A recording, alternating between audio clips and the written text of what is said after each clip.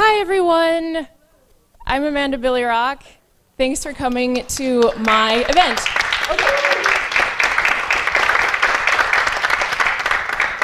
The title of my speech today is Cab Drivers Say the Darndest Things, Lessons in the Market. It could be subtitled, What Amanda Was Doing Those 3 months That She Didn't Make Any Videos. This is that.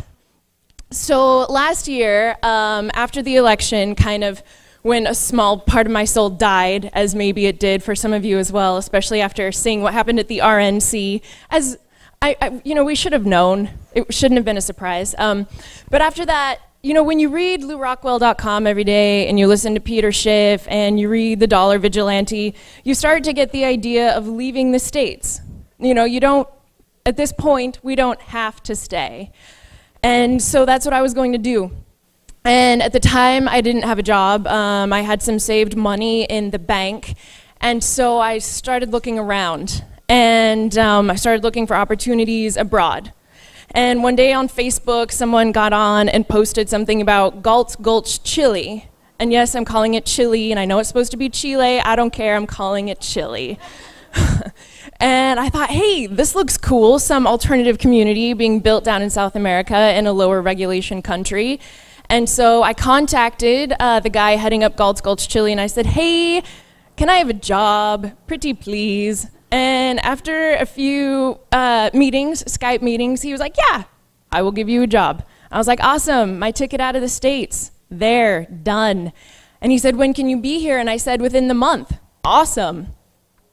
And so then I realized that I didn't have a passport. I didn't have permission from the federales to leave the pretend borders. And so I went online, like Department of State, whatever, blah, blah, blah, blah, blah, and they're like, you can receive your passport in a mere 3 months. And I was like, no, my heart just sunk, like my ship was sailing out into the horizon without me on it. And that was where my first market lesson came in. There's a website called, I think it's passportexpress.com, and I don't know how they do it. They didn't really go into their methods, but for like $200, they'll get you your passport within a week. Like, done. Thank you, market. Awesome. And so the Galt's Gulch plan was back on. And this was about the end of December, and I was getting all set out to go to South America in January. And then a little tangent came into the plans. One day my little sister and I were watching YouTube, and Adam Kokesh's video where he goes to the airport and asks people how many terrorists the TSA have caught had just come out. People are like, 450? And he's like, no, 0, actually, 0 terrorists. And my sister and I were watching it, and she was like, that Adam really is my type. And I don't know why this came into my mind, but I'm an impulsive person. And all of a sudden I thought to myself, I must go find Adam Kokesh to see if we should be married. I did. And so I thought, it's only a few weeks until I'm supposed to go to Chile. I've got some time. And so I sent him an email, and I very surreptitiously was like, hey Adam, how's it going? And what are you doing these days? Maybe we could collaborate on a project. I've been watching you for years, and I know that I have a channel because we're on the same network on YouTube. What's up? And he was like, I actually lost my co-host last night, and I actually do need a new co-host. And I was like, I'll see you next week. And so I went to live in the Adam versus the Man house to go be a co-host. And I was telling my mom, I was like, if Adam and I end up getting married, he might go to Chile with me, I don't know. I'll have to maybe see if I can get him a job at Galt's Gulch too. And I got there, I met Adam, and for those of you who haven't guessed this already, I probably should have, but he's what one might call a bossy, type A, alpha male brooder. which is like the opposite of my type. I like the shy, soft-spoken ones, and so it was just clear from the beginning that this marriage was not going to happen. Dang it! So I worked the rest of my weeks there, and then something else happened that threw a bit of a kink in my plans. I got a voicemail from my mom one day, and she was like, "Hi, honey, hope you're doing all right in DC. I just wanted to let you know that there is a whole pile here of letters from law firms offering you their services for felony charges. Just wondering if that means anything. I don't know, maybe you're on a mailing list, I don't know. So, okay, bye, love you." And I got that voicemail. And I went down to the studio because they record Adam versus the Man in the basement in this whole elaborate studio. And I was like, "Hey guys, have any of you ever received like 20 letters from law firms in one day? You have, right? Right? And they were like, "No." So my mom looked into it for me, called me the next day, and she said, "I called the state of Utah, and there's a warrant out for your arrest, and you should probably get this taken care of." And now I'm going to tell you why I was charged with a felony, and it's very embarrassing, and hardly anybody knows this, but I feel like I am in good company, so that even if you think I'm a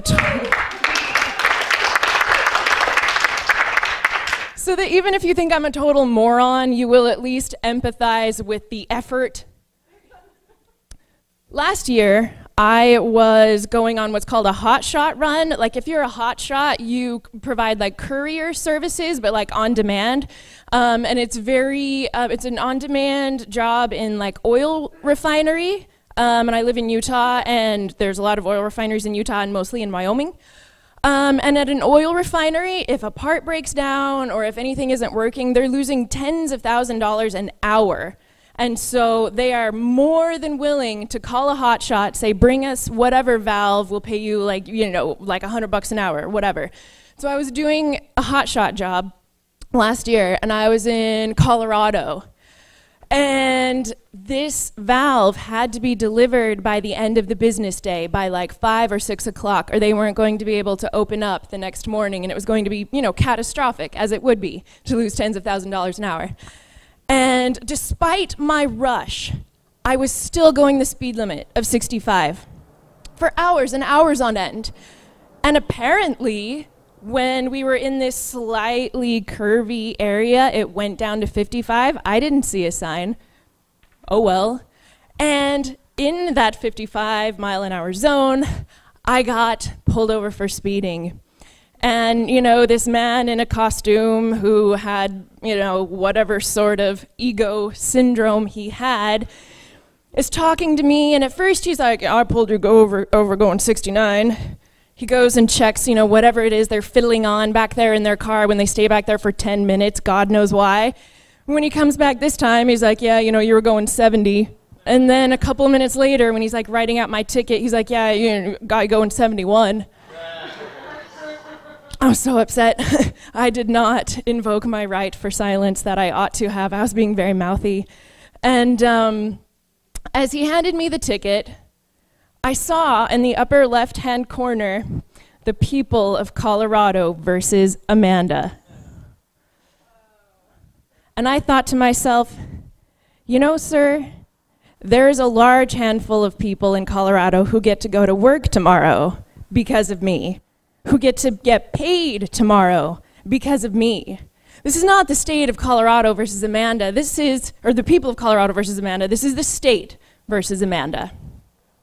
It was a $300 ticket. I was a student at the time. Like I had $300 to throw to the wind, okay? So I decided that there had to be a way to make the ticket disappear. And I'm not a hacker, so I couldn't very well break into their systems and, delete. So being an impulsive person, I figured that rather than try to delete the ticket, I would try to delete myself. And so I faked a death certificate, and I mailed it to the state of Colorado coroner. I did. Yeah.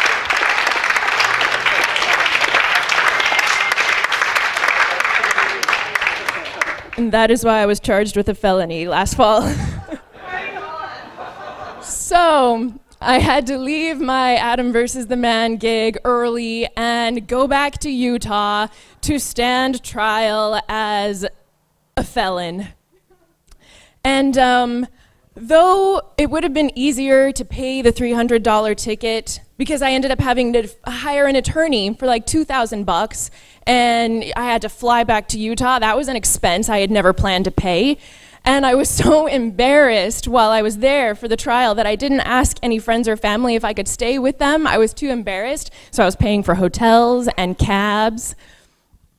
But I am glad I got to get a look into that world, because I went in on my arraignment day, and my attorney said, "This is the plea bargain they have offered you."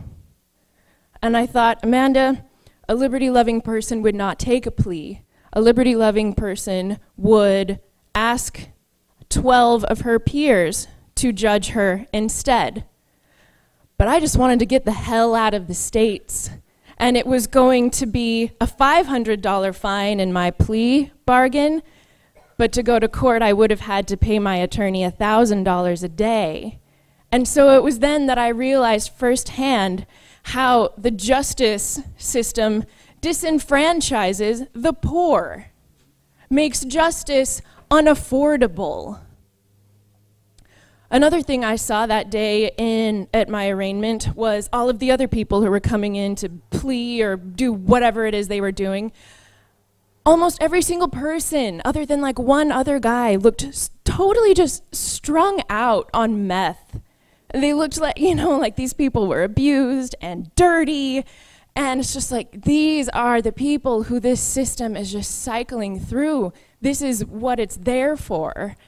And I will never forget what happened when a side door opened, and out comes this kid who couldn't have been more than 20, and he was in a filthy jumpsuit, filthy.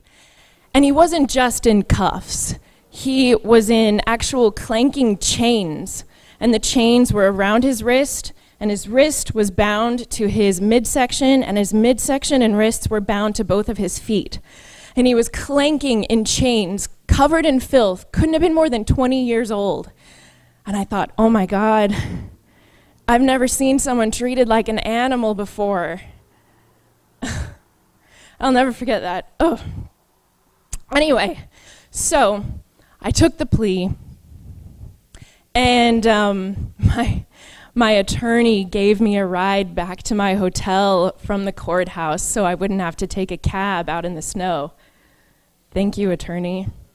But it was also on that drive that I found out what an incestuous, cyclical relationship is going on between state prosecutors and attorneys to begin with. Because he goes on to tell me about how he was pretty confident from the beginning that he could get my felony charge dropped to a misdemeanor because he has lunch with the prosecutors like almost every day. Now I see. And so it was on to Chile. Fast forward. I arrive in the Santiago airport.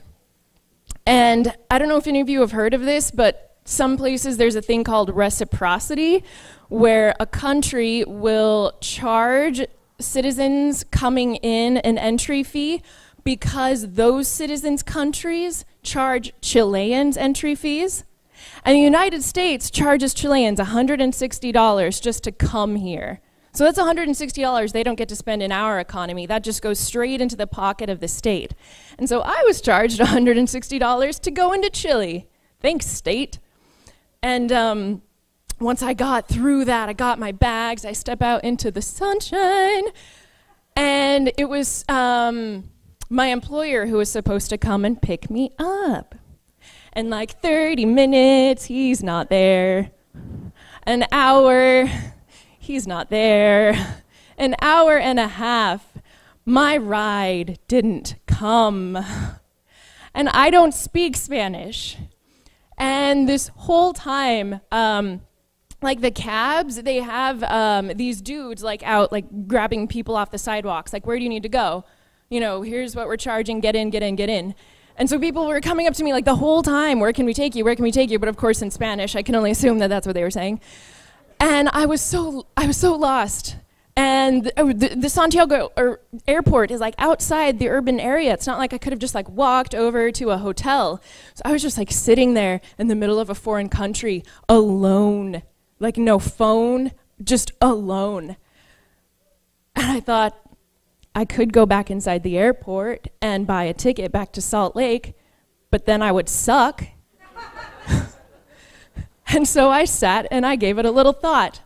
And this nice young man named Camilo approached me, and he spoke a little bit of Spanglish, and I spoke a little bit of Spanglish, and I was able to be like, hotel, muy barato, por favor. Very cheap, please. But not too cheap. I put that in there as well. South America, you don't know. And frickin' Camilo goes and like makes some phone calls and talks with some dudes. And he comes back to me and says in Spanglish, I have my cab ready for you. He'll take you for a flat fee for this much American dollars. I've booked you a room at the Victoria downtown. This is how much it is. And my cab driver will take you inside and help you get checked in and translate for you. Have a nice day. Thank you, market. Thank you.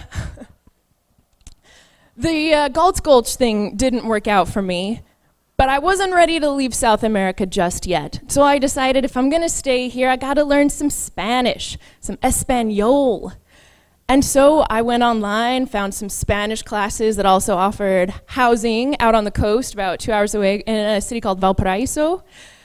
And that was that. I hopped a ride over there, and it was my first time in life without a car. And I hate public transportation in a way that I don't hate many other things. And so the first day of school, we had to go catch a bus.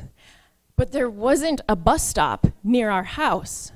And these students who had already been there are like, yeah, we're just gonna go catch the bus. We're gonna go catch the bus right at the end of the block. And I was like, there's no bus stop, what are you talking about? And they're like, no. You just flag them down. Okay. And it turns out that in Valparaiso and in neighboring towns, you literally cannot go longer than 30 seconds, 30, without a bus going by. There's no waiting at stops. There's no waiting at all. You can flag them down like cabs. And so I was thinking, this isn't as bad as I thought it would be. And what's more, it didn't seem to be all one centralized, like bus line of Valparaiso either. There were some buses that were like pink and orange, others that were like green and red, others that were gray and silver, and I thought, this is cool. But I didn't understand the extent to which the market, and I don't know how, I've looked it up since, I don't exactly know the legal structure of the bus system down in Valparaiso, but I didn't understand how much the market was playing a part in it until one night when we went out clubbing. And it was this nasty little place in downtown Valparaiso. But apparently it was cool because the drinks were cheap.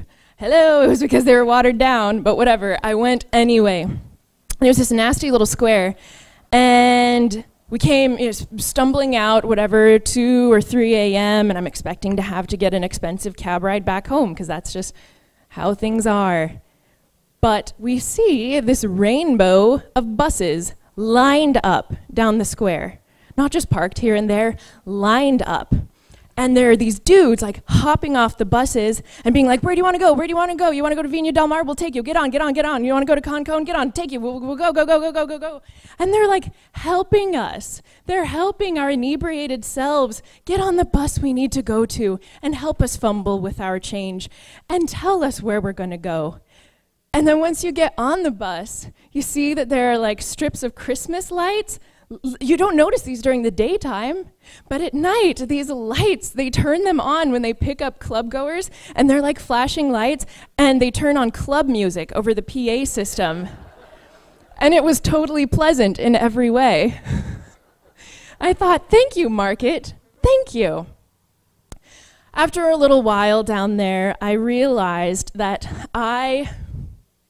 when you're learning a language, you have to learn it, or at least I did, like a toddler, like, hello, I am whatever. Me want macaroni. Where is my house? And I was getting sick of this because I found that speaking like a child was beginning to make me think like a child. So like I would walk into my bedroom after school and I would be like, where my soap? No, Amanda, no. And I didn't like the feeling. I never realized how completely reliant I was upon my English vocabulary for my identity, because I was losing my identity, like thinking like a child. And I was like, I've had my South American rendezvous. It's been great. It's been fun. Time to go speak some English. And even though I knew that the UK is like just as much of a, well, not as much of a police state as it is here, I haven't heard about any drones buzzing over the UK, but I could be wrong. But it's where all of my ancestors are from. And I thought, you know, while I'm at it, while I'm chipping away at my savings for travel, I'm going to go check out the fatherland. And so I called up a friend. I said, hey, may I stay with you? And he said, yes.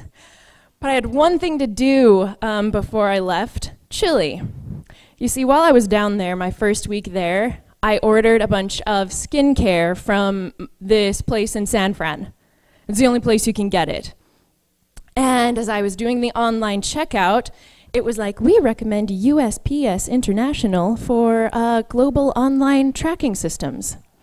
And I'm thinking, really? Not FedEx? Not UPS? Really? But whatever, it's their business, they know. And so like a moron, I ordered through USPS. Apparently, once my package of skincare arrived in Chile, they started reading the ingredients and they didn't recognize one of them and decided that it was too dangerous to enter the country of Chile. And they kept it in customs at the Santiago airport. But because they don't have any profit and loss incentive to let their customers know where their packages are, no one told me. And no one told the other post offices around Santiago either.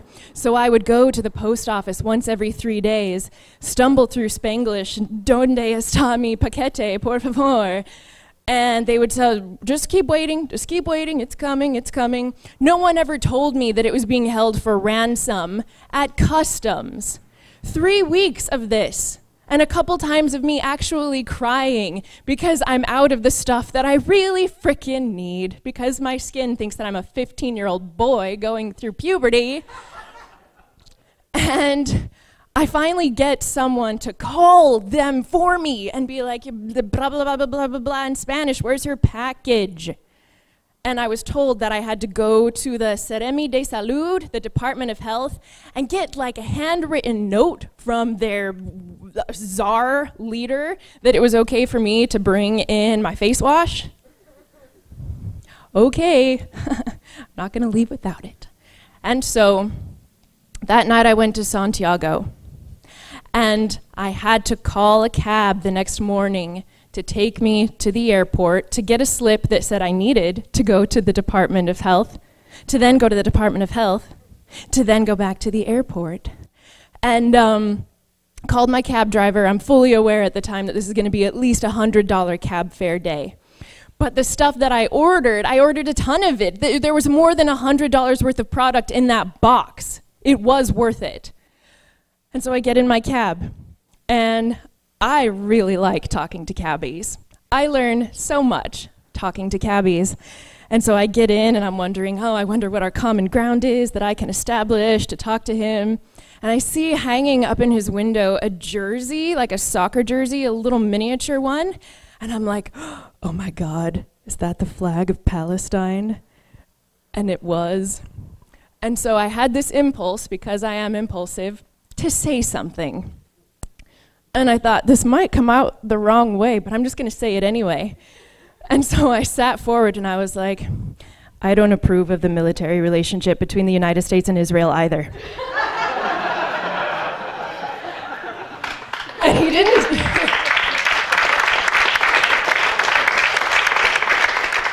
He didn't say anything at first, and I thought, oh, poor choice, poor choice.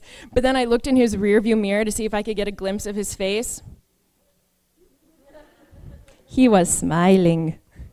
And so we drive out to the airport, and thank God he speaks Spanish, and he's asking, where is the immigration's package holding? They send us to point A, and we go into point A, and this freaking nice guy with whom I have bonded about Israeli-Palestinian terror comes in with me to point A and is translating for me and asking them, you know, what's what? And he turned off his meter to help me. And point A tells us, we don't know where your package is, go somewhere else. Oh, a government worker not doing their job? Crazy! It extends over national borders. And they send us to point B, and point B sends us to point C, and point C sends us back to point A. And at this point, my cab fare is like $60. And he comes in again and he translates one last time. And they finally say, go sit over there and wait. And I was like, okay. And I sit and I wait. I'm surrounded by all these morons. And someone comes out from the back. La!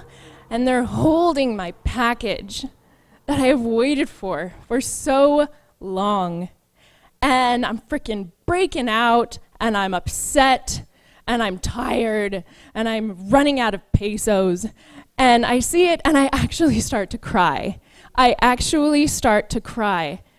And I saw the real efficiency, the real intentions of the state when they said, oh, you're flying out tomorrow? You can just take the package then. Just show it to us again tomorrow when you're flying back out, so we know you're, taking it back out of the country. So I guess there was so little poison in it that coming in for 24 hours was okay. The health of the people of Chile were not threatened if my package was only outside the airport for 24 hours. Anyway, out of there, onto the UK. Have you ever been to the UK? Has anyone ever been to the UK? First of all, I'm sorry for calling it that. England, okay? England. Not going to call it by its federated name, England. We had a nice time. I stayed there for about a week. I woke up every morning with a smile on my face knowing I was going to hear English accents from morning till night. And after about 7 days of the sun not coming out even one time, I started to wilt like a little flower. And I thought, no wonder my ancestors left this place. They didn't intend for me to come back. This sucks. I'm out.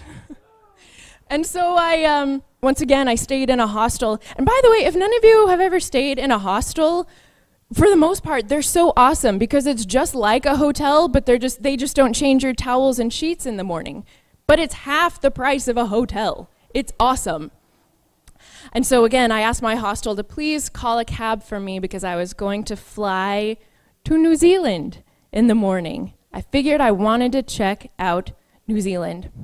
And so the next morning I go out into the driveway and there's a minivan, and it's like an unmarked minivan. And I'm thinking, God, what's going to happen now? And I hop in, and it turns out it's a private car service. And I noticed there was no meter.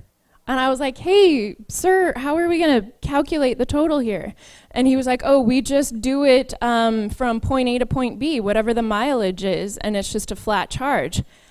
And I'm like, that's awesome, because then they're motivated to do it as quickly as possible. Whereas a cab driver benefits from being stuck in traffic. You do not. This is awesome.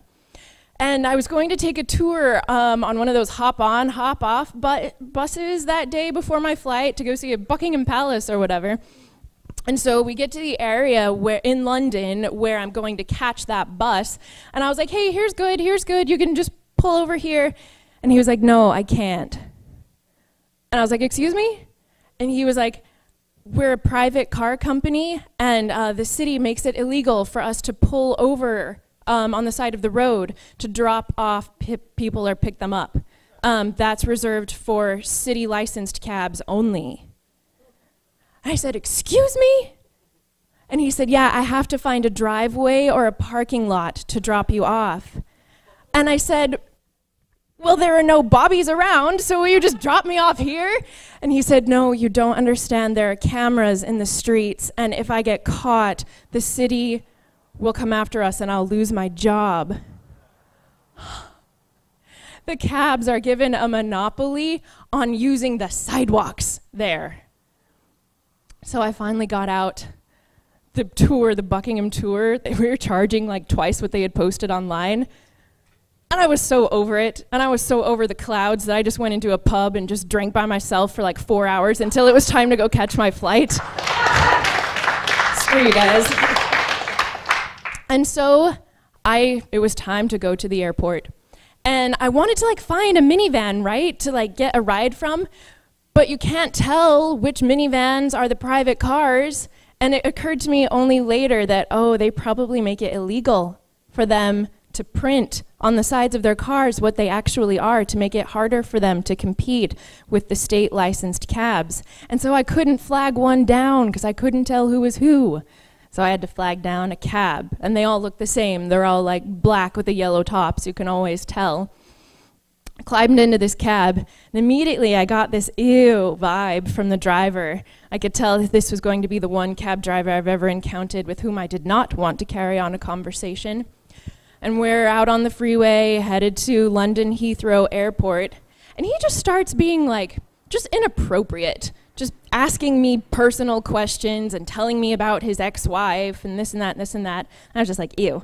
And I was watching the meter all along, and this was a spendy frickin' cab ride. And all of a sudden, he starts to like pull off the interstate.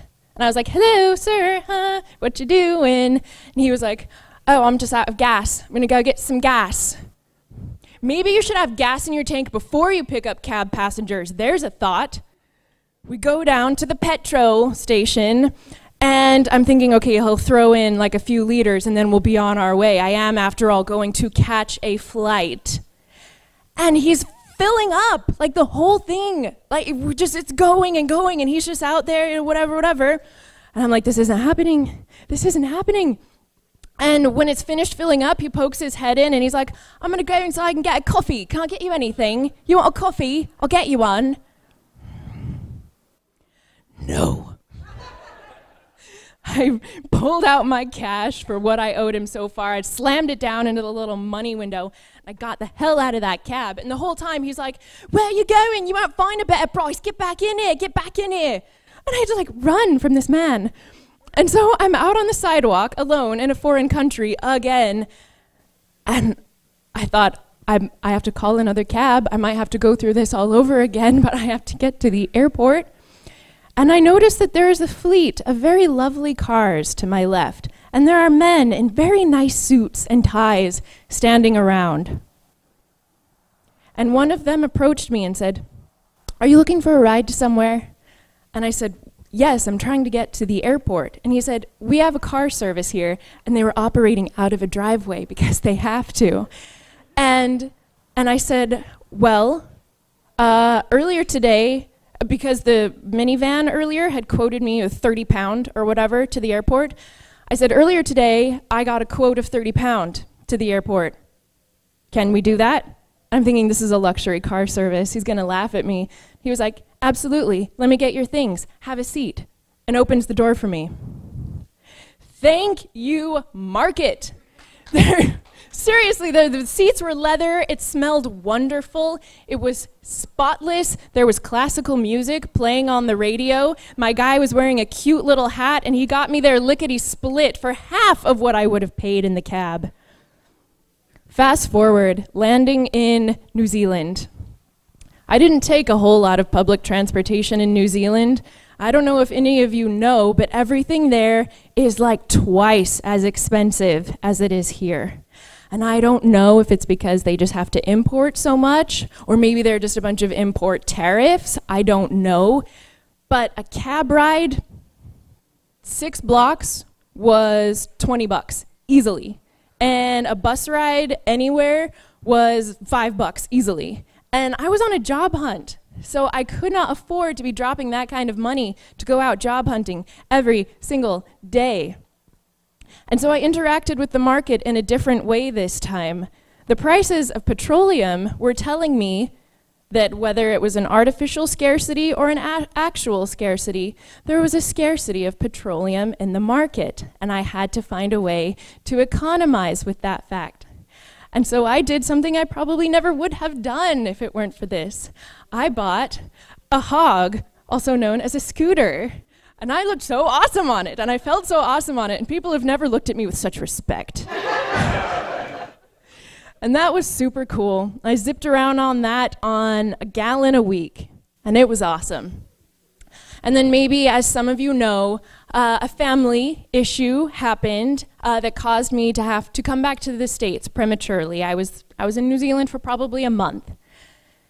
And so I'm flying back into the place that I had just tried so hard to leave. And I arrive in LAX, because that's where I have to connect to go back to Salt Lake. And I get into the terminal, and everything is different. Everything is gray inside LAX, and it's unfinished, and it's dirty. And we're going down into the International Arrivals Terminal. There's a big frickin' picture of Obama that says, "Welcome to the United States." And we go down into Customs and Immigration, and there are two really long lines, one for citizens and one for non-citizens. So I make my way over to the citizens line. And I don't know how many of you have been to LAX recently, but they have iris scanners and fingerprint scanners at immigration check-in, and they always do it to the non-citizens. And so as I'm standing there in the citizens line, I realize that they're doing fingerprint scanning to people in the citizens line. Oh, hell no. But I was trapped. I couldn't go back, and I can't just skip customs, and I'm starting to freak out. I don't have a phone because I was using an international number before, and I'm starting to freak out. And I'm like, the airport workers are like coming up to me and like trying to herd me into one of the lines. And they were like, stand here, stand here, stand here. I said, no, you don't understand. I'm a citizen. I'm not going to give my fingerprints. These things don't look good in airports. And they're trying to shuffle me into this line, and I'm trapped like a rat. And I go up to one of these airport workers, and I'm like, you don't understand. I'm not going to give my fingerprints. What can we do about this? And she said, and she was foreign, so she probably didn't know.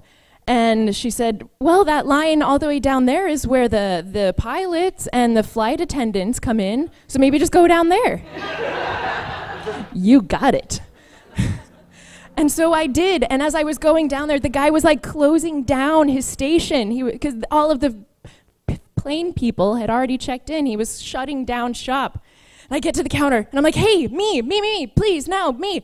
And these women, these airport workers are running up behind me, and they were like, she needs to go in another line. She should not be here. She needs to go in another line. And he was like, hey, it's cool. I'll take care of it. Score. And so I'm carrying a huge camera bag, even though I didn't film any of those 3 months, as you know. And he's like, so what do you do? I said, I make YouTube videos. And he said, about what? I make YouTube videos about economics and philosophy, and when I have to, politics. And I'm thinking, you probably shouldn't have said that. And he kind of just looks up at me for a moment, like an actual human, like not a costumed agent of the state, but as like a person. And he said, is the economy going to get any better? And I said, well, probably it's going to get worse before it gets better. And it was just so crazy that this guy, who in many ways is my enemy of sorts, came to me on our common level of trade, of like producing and trading with one another. That's the level with which he came to me as a person with clear eyes and a clear question. So through it all, I came to see that the market is where civilization lives. The market is where you bring your manners. The market is where you bring your politeness and your respect. Because the brilliant thing about us, and the paradox even, about us being self-interested creatures, is that we have to serve one another to serve our own self-interests. The paradox is so brilliant to me. And what's also awesome is that not only is there a market for goods and services, but there is a market for ideas. And it is through that market and through the internet that all of us are here together today. And I could not be more glad about that. So thank you. Thank you for coming to hear me speak.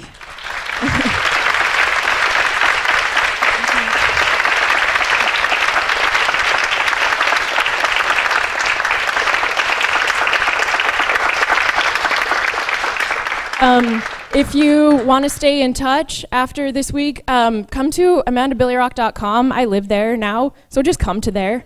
And I think I'm supposed to do Q&A right now. I don't know why anyone would want to ask me a question, but if you do, go ahead. I'll give you 10 seconds.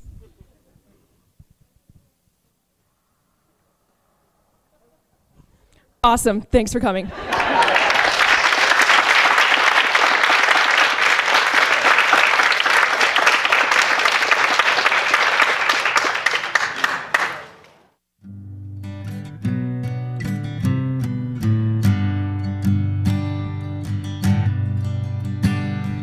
Why do we sit down when all should be standing? And why do we back down at the critical moment, like running away from the waves of the ocean? We head for the hills with the high tide approaching, as sand slips away from the castle. When it's time to stand upright, why do we falter, like placing our freedom on the sacrificial altar? We hold tight to our fears and defend our oppressors, as we fight for their lives and become the transgressors, as pacifists transform